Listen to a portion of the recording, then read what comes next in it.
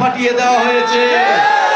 গণ অভ্যুত্থানের সময় আমরা বলেছিলাম বাধা দিলে বাঁধবে লড়াই, এই লড়াইয়ে জিততে হবে।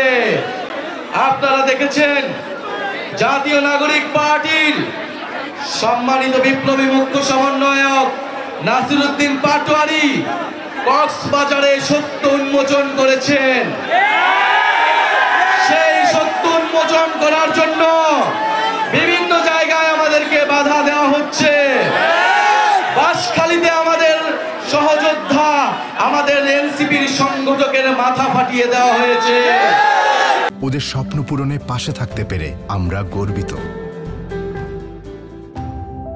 গণ অভ্যুত্থানের সময় আমরা বলেছিলাম বাধা দিলে বাঁধবে লড়াই, এই লড়াইয়ে জিততে হবে।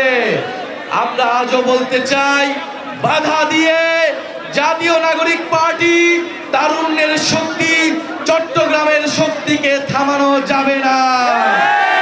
প্রিয় সংগ্রামী চট্টগ্রামবাসী, আমরা চট্টগ্রামের যে অপরিকল্পিত নগর ব্যবস্থা রয়েছে, এখানে পানি ব্যবস্থার অভাব রয়েছে।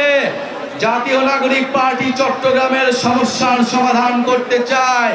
চট্টগ্রামকে নতুন অর্থনৈতিক জোন হিসেবে আমাদের গড়ে তুলতে হবে। আমাদের সমুদ্র শক্তিকে বিজয় করতে হলে, আমাদের নৌ শক্তিকে শক্তিশালী করতে হলে এই চট্টগ্রামকে আমাদের শক্তিশালী করতে হবে। জাতীয় নাগরিক পার্টি এই চট্টগ্রামকে শক্তিশালী করবে ইনশাআল্লাহ।